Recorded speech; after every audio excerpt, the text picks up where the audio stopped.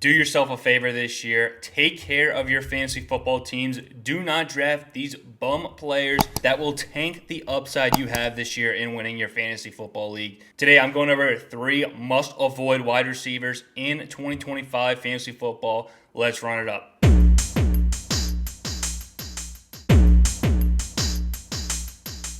And look, I'm not taking the easy way out. I'm not talking about guys going past pick 100, bums that are obviously guys we don't want to be relying on in fantasy. I'm talking about guys in the first 6 rounds I don't think have the upside to beat their ADP and win us our fantasy leagues, which is what we need to be shooting for in the top 6 rounds of our drafts. So let's start off with a polarizing figure in fantasy football. My first player today is Tyreek Hill of the Miami Dolphins. Now look, the offseason did not get off to a great start for Tyreek with all the trade request drama in Miami. It looks like he's going to settle there for this season. But even if he stays in Miami, the production last year has me believing we might have seen the end of Tyreek Hill in his prime. Last season, on a points per game basis, Tyreek Hill finished as the wide receiver 33 in fantasy football. Wide receiver 33. This year, his ADP is wide receiver 18. Now, many people will point to Tua Tagovailoa missing time last year, which led to Tyreek's poor performance. But the production drop-off did not just stop when Tua was missing in action. Once Tua came back in Week 8, he played until Week 16. In these 9 football games, Tyreek Hill was only averaging 12 fantasy points per game. That was good for wide receiver 22. So last year, even once he gets his quarterback back mid-season for a 9-game sample size, he's still only averaging 12 fantasy points a game and finished lower than where he's going this year in your fantasy drafts. Not only was he averaging 12 points a game, he only finished with 100 receiving yards one time once Tua returned for these 9 games at the end of the year. To be drafting Tyreek at his current average draft position in the late 3rd round, going as the 18th wide receiver off the board when last season finishing as the 33rd wide receiver on a points per game basis and the 22nd wide receiver in that stretch with Tua. I think the ceiling of a wide receiver 1 finish for Tyreek is in the past. Let's not forget, Tyreek Hill is now a 31-year-old wide receiver in the National Football League. Now, there have been older wide receivers that have produced great seasons in fantasy, but for a wide receiver that relies so heavily on speed, I believe the production drop-off is going to be increased for these types of wide receivers that rely on their speed to win. At age 31, we got a couple of great metrics that show the production dropping for these wide receivers once they hit this age. His ADP at 18 has to be from people believing the production drop-off stems from that wrist injury he sustained in the preseason and Tua missing time. For a guy that was healthy enough to play all 17 games in 2024, it's hard for me to believe that a wrist injury is the reason that Tyreek's numbers dropped off so significantly from the year prior when he had a dominant campaign. In the late 3rd round, I want to be drafting guys that have the potential to finish top 12, not guys on the downturn of their careers when we've already seen their production slipping. Let your other league mates draft Tyreek Hill, who've seen his production in years past be the number 1 overall wide receiver in fantasy. Let them take him, as those days are clearly in the past. Move on to some younger wide receiver options that are currently in their prime. They have a much better chance to reach that top 12 wide receiver mark. We just talked about the 33rd wide receiver on a points per game basis in Tyreek Hill. Now we're talking about the wide receiver 36 from last season on a points per game basis. Zay Flowers, wide receiver 36 finish. Kind of astonishing when I saw that number. But look, Zay Flowers really is just a boom or bust type wide receiver in this Ravens offense. Guy that finished as a bottom tier wide receiver 3 in fantasy. His average draft position is wide receiver 28. Now, I could understand people looking for the upside in Zay Flowers. If Lamar Jackson had a bad season last year, there's room for improvement. But that's not the case. Lamar Jackson quite literally had the best passing season of his entire career.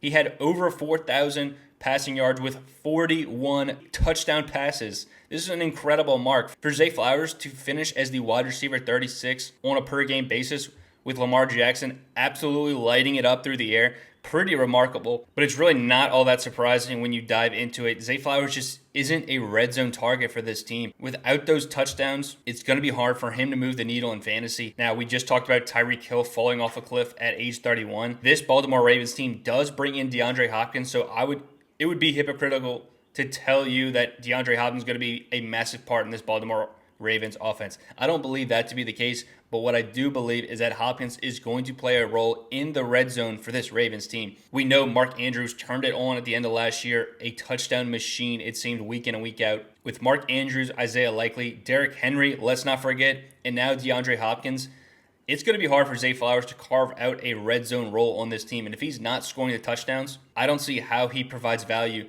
where you're drafting him this year. If the best he could do was finish as wide receiver 36 in a year where Lamar Jackson goes absolutely nuts with over 40 touchdown passes, I mean, what really is the ceiling for Zay Flowers? This is a Ravens offense that wants to pound the football into the ground with Derrick Henry and use Lamar Jackson's legs as a changeup. And for the team that had the second fewest passing attempts in the entire National Football League, I think people are looking at Zay Flowers as a young wide receiver that could potentially blow up. I just don't see it happening for this Ravens offense that is so run heavy.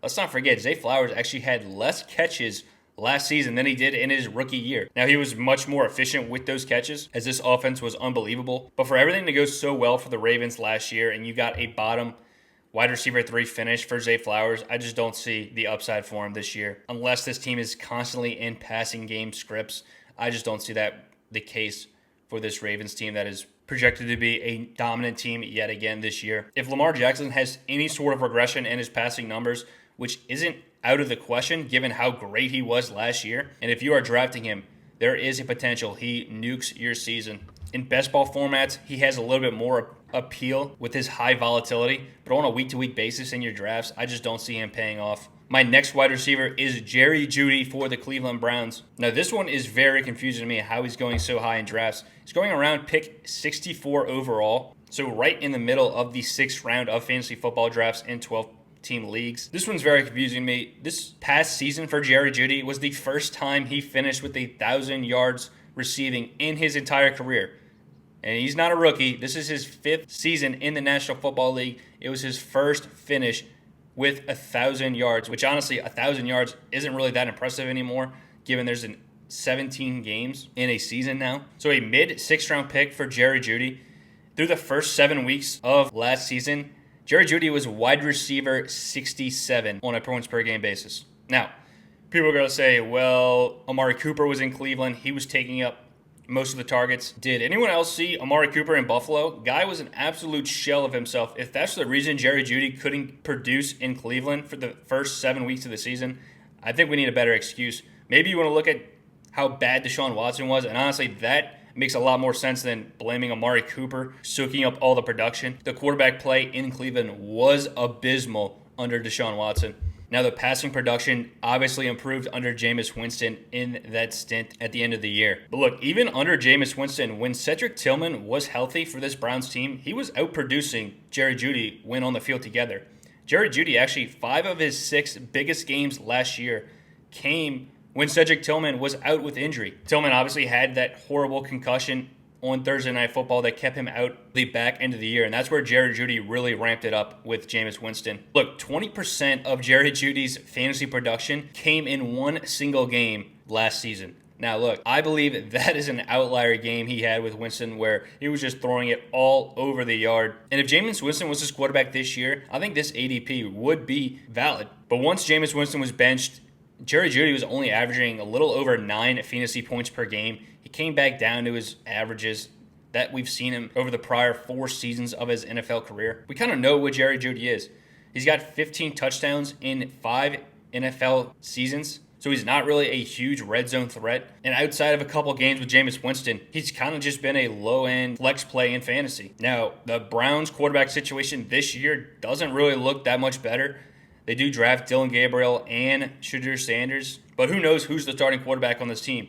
They bring in Joe Flacco, Kenny Pickett, those 2 rookies I mentioned. And if you think Joe Flacco is going to lead a Jameis Winston-like season for Jerry Jeudy, I mean, I'm going to tell you this right now. There is a 0% chance Joe Flacco starts every single game for the Cleveland Browns in 2025. At 40 years old, Joe Flacco is not starting a full season in the National Football League. Now, if you get some spot starts from Flacco, yeah, I think Jerry Jeudy is a playable option. But to draft him in the 6th round for a guy who literally just had his first 1,000 receiving yard season that came off the backs of a 200-plus yard game with Jameis Winston, I think it's obnoxious to draft Jeudy this high in drafts. I'd much rather go after other players in this range, especially when you consider Cedric Tillman's coming back to this team. They bring in Deontay Johnson, whatever's left of him, and then you have David Njoku, a huge red zone threat. I think for a team like the Cleveland Browns, projected to be one of the worst offenses in 2025, do not subject yourself to watching Cleveland Browns football every Sunday because you drafted Jeudy in the 6th round. I think we need to be avoiding him this upcoming season. Let me know what you thought of these guys. I did have 2 other guys I wanted to mention. I was considering Jacoby Myers and Deebo Samuel on this list, but I felt more confident in the other guys listed above. Also, those guys are going a little bit cheaper in your draft. So let me know what you think of these guys. Are you drafting these guys? Am I completely wrong on avoiding these 3 wide receivers? Let me know in the comment section. I love when people tell me I have no idea what I'm talking about. I'm completely wrong. So let me know. Hit that like button and subscribe if you want to see more fantasy football content. But that's going to wrap it up here for us. We'll see you guys next week with another episode of the Fantasy Birds.